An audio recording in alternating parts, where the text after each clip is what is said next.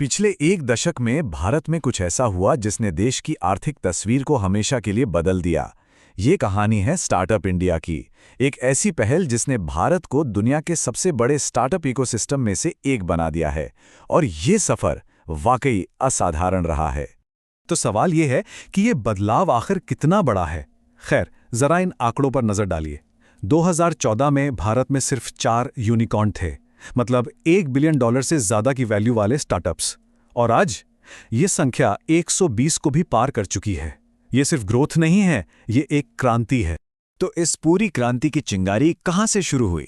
सब कुछ शुरू हुआ 16 जनवरी 2016 को एक पहल के साथ, स्टार्टअप इंडिया।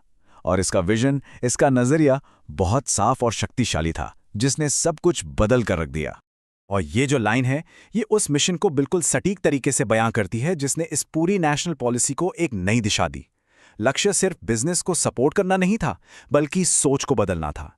एंटरप्रेन्योरशिप को एक मुख्य धारा की एस्पिरेशन, एक महत्वाकांक्षा बनाना था। तो ये जो इतना बड़ा विजन था, ये जमीनी हकीकत में कैसे बदला? इसके लिए सरकार ने कुछ खास स्कीम्स बनाई, जिन्हें नए वेंचर्स को शुरू से सपोर्ट करने के लिए ही डिजाइन किया गया था। चलिए देखते हैं कि ये कैसे किया गया।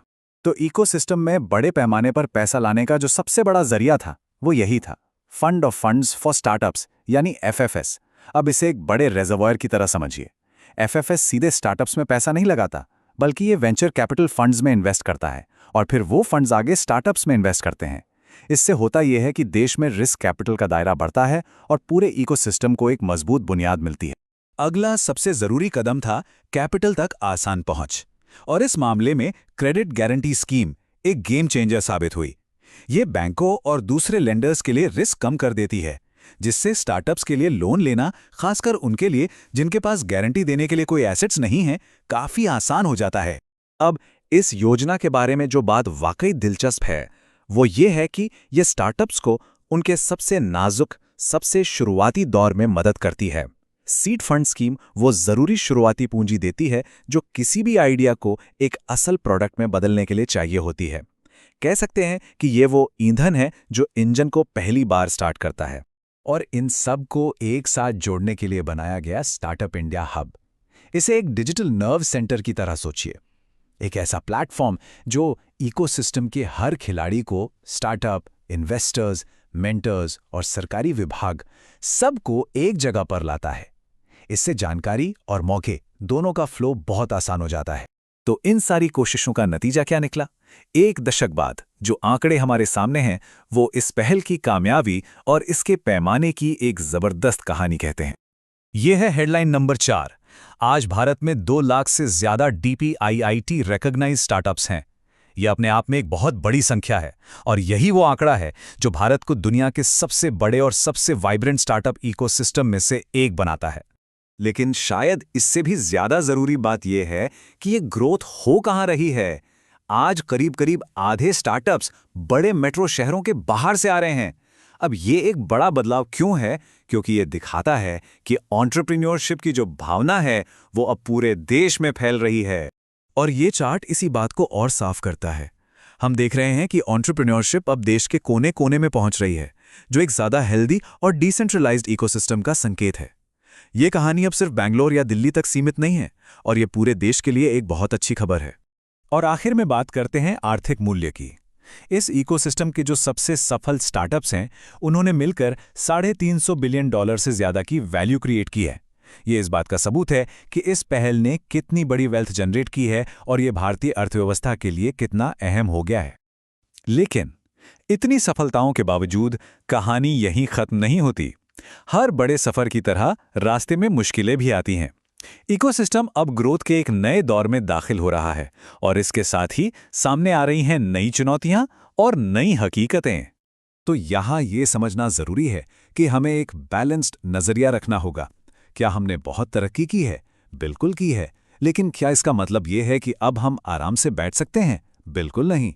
जहां एक तरफ जबरदस्त उछाल देखने को मिला है, वहीं अब कुछ ब्रेक भी लग रहे हैं, जिन पर ध्यान देना बहुत जरूरी है। चलिए इन चुनौतियों पर जरा और गहराई से नजर डालते हैं। देखिए, फंडिंग में कमी एक हकीकत है, और इसका असर कई स्टार्टअप्स पर पड़ रहा है। डीप टेक यानी आर्टिफिशियल इंटेलिजेंस, सेमीकंडक्टर और बायोटेक जैसी कोर टेक्नोलॉजी, इन पर अभी भी उतना ध्यान नहीं है जो भविष्य की ग्रोथ के लिए बहुत ज़रूरी हैं। रिसर्च एंड डेवलपमेंट पर हमारा खर्च भी कम है, जो इनोवेशन की रफ्तार को धीमा करता है, और छोटे शहरों में बुनियादी ढांचे की कमी तरक्की के रास्ते में एक रुकावट है।